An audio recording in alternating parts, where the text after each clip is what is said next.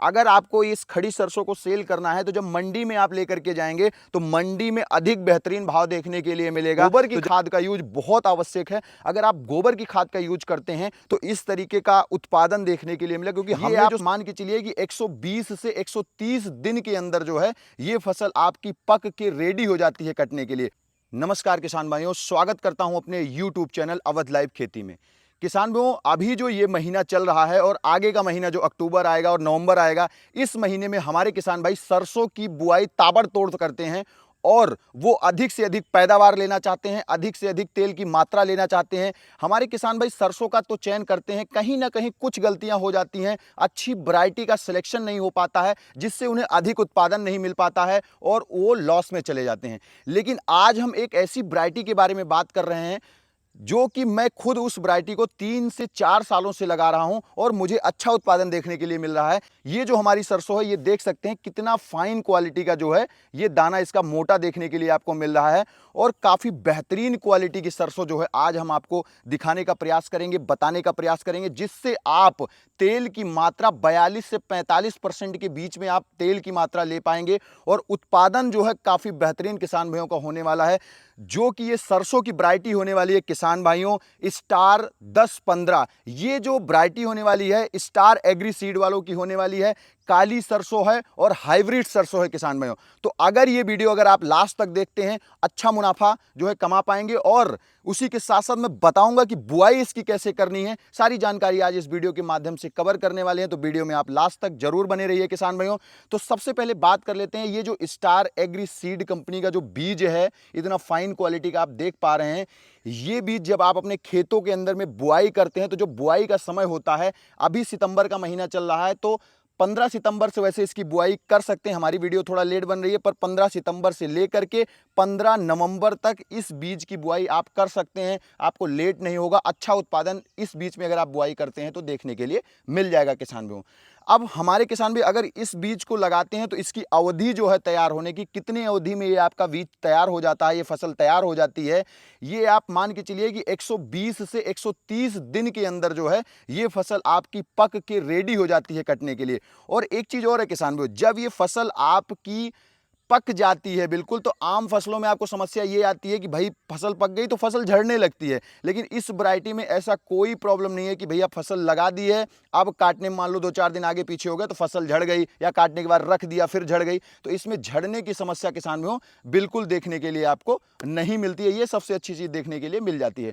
और किसान भाई अगर ये फसल आप लगा देते हैं तो इसमें जो सिंचाई करनी होती है आपको पानी की, 1 से 2 बार सिंचाई करनी होती है और उसी के साथ साथ पहली सिंचाई जो होती है वो 30 से 35 दिन के बीच में आपको पहली सिंचाई कर देनी है किसान भाइयों। किसान भाइयों, ये स्टार एग्री सीड वालों की स्टार 10-15 वैरायटी है, जो कि हाइब्रिड सरसों है, काली सरसों है, अधिक उत्पादन इसमें देखने के लिए मिलता है। तो किसान भाइयों, इस सरसों में आपको ज्यादा पानी की मात्रा भी नहीं देनी पड़ेगी और अगर हम बुआई करने जाते हैं तो 1 एकड़ के अंदर अगर हम अपनी बुआई कर रहे हैं तो आपको 1 किलो जो है सरसों की बिजाई करनी है। इसमें ज़्यादा आपको बिजाई करने की ज़रूरत नहीं पड़ने वाली है। और इसी के साथ साथ अगर हम अपने किसान भाइयों से बात करें कि जब हम बिजाई करने जाते हैं तो हम सरसों को बेड पे बोएं या फिर हम डायरेक्ट बोएं, क्योंकि हमारे जो यूपी बेल्ट में है, अयोध्या में हम खड़े हैं, तो यहाँ पे लोग आमतौर पे जो है छिटवा विधि से बुआई करते हैं। लेकिन अगर हम वहीं पे बेड पे बुआई करते हैं तो बहुत अच्छा उत्पादन बढ़ जाता है हमारे किसान भाइयों का, क्योंकि आमतौर पे कुछ ऐसे क्षेत्र हैं जहाँ पे बेड पे बुआई होती है, तो वहाँ पे क्या होता है कि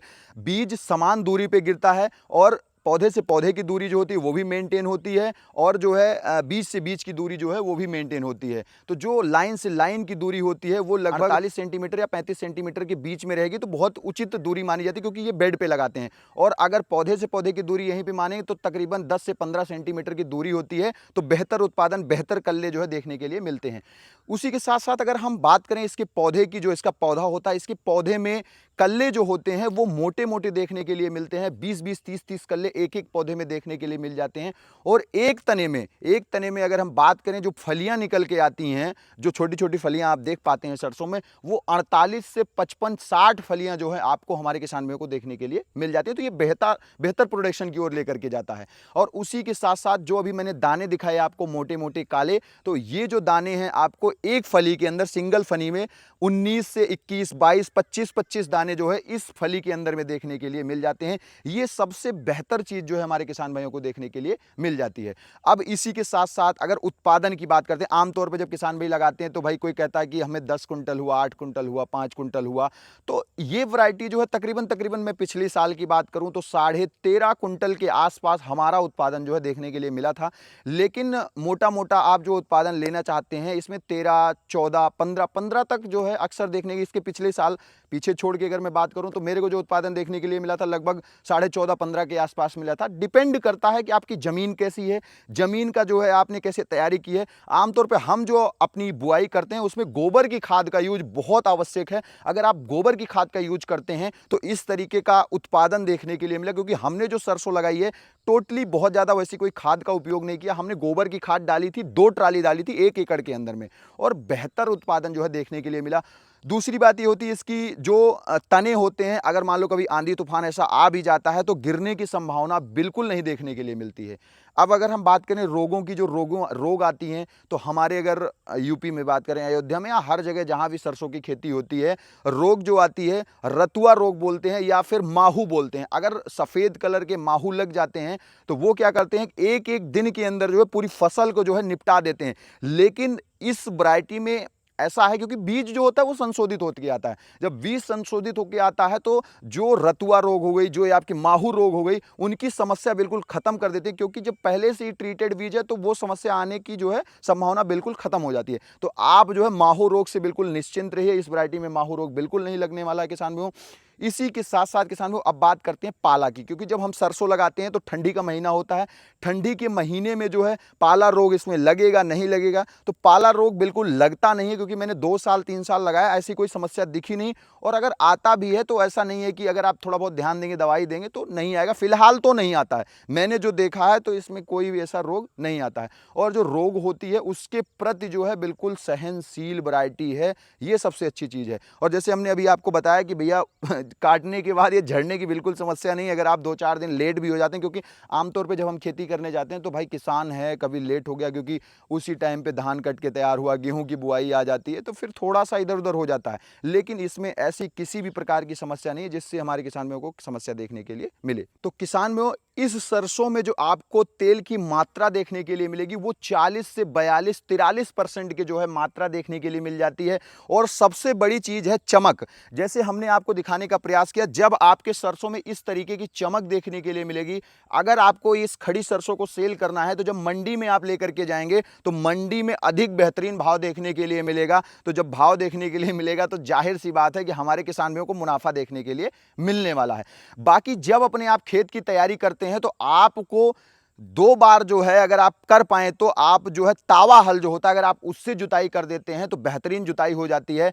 और बीज जब आप डालते हैं तो बहुत गहराई में नहीं जाना चाहिए, 3 से 4-5 सेंटीमीटर के बीच में ही रहना चाहिए। वैसे गहराई कोई मेंटेन कर नहीं पाता है, पर अगर इतनी गहराई पे रहता है तो जर्मिनेशन जो होता है वो बहुत अच्छा होता है। अच्छा, इस वैरायटी अगर जर्मिनेशन की हम बात करें तो जर्मिनेशन जो आता है बहुत अच्छा आता है। अगर आप बीज खेत में बो रहे हैं तो आपको ये नहीं लगेगा भैया हमने वैरायटी डाली और हमारा नुकसान हो गया। तो ये भी काफी अच्छी चीज आपको देखने के लिए मिल जाती है। कम टाइम में आपकी ये फसल तैयार हो रही है, बाकी किसी प्रकार की रोग नहीं लगने वाली है। पानी आपको 1 से 2 ही बार देना है, तो आप इस वैरायटी का चयन कर सकते हैं, बुआई कर सकते हैं, और हमारे किसान भाई अधिक से अधिक मुनाफा जो है इस वैरायटी के माध्यम से कमा सकते हैं। बाकी इस वैरायटी में अगर कोई रोग आती है तो उसकी दवा मैं जरूर बताऊंगा। वैसे किसी भी प्रकार की रोग आपको देखने के लिए नहीं मिलने वाली है। टाइम से अभी मैं इस सरसों को इस बार फिर बुआई करूंगा, उस टाइम भी हमारी वीडियो आने वाली है, तो आप उस टाइम देखिएगा हम किस प्रकार से इसकी बुआई करते हैं। पीछे मैंने जो 2 से 3 बार बुआई करी है हमने छीटा बीज से की है, क्योंकि आमतौर पर छीटा बीज से ही हमारे यहाँ पे बुआई होती है। बाकी मैं सजेशन दूंगा अगर आप बेड पे जो है इसकी बुआई करते हैं, जो आलू वाला बेड आता है, अगर उस पर आप बुआई करते हैं तो बेहतर से बेहतर उत्पादन देखने के लिए मिलेगा। बाकी किसान भाइयों अगर आप इस वैरायटी को लगाना चाहते हैं, स्टार एग्री सीड कंपनी की स्टार 10-15 वैरायटी, तो काफी बेहतरीन वैरायटी होने वाली है, जिससे आप अधिक से अधिक उत्पादन जो है हमारे किसान भाई ले सकते हैं। और काफी अच्छी वैरायटी हमारे किसान भाइयों के लिए होने वाली है। अगर ये वीडियो अच्छी लग रही है किसान भाई तो इस वीडियो को ज्यादा से ज्यादा शेयर करें। ये वैरायटी जो स्टार 10-15 वैरायटी है ये किसानों के लिए काफी उपयोगी, काफी बेहतरीन होने वाली है। इसके माध्यम से मुनाफा भी आप कमा पाएंगे। तो किसान भाई वीडियो को शेयर करिए। मिलता हूं फिर से इसी तरह की यूनिक और नई वीडियो के साथ, तब तक के लिए नमस्कार, धन्यवाद, जय जवान जय किसान।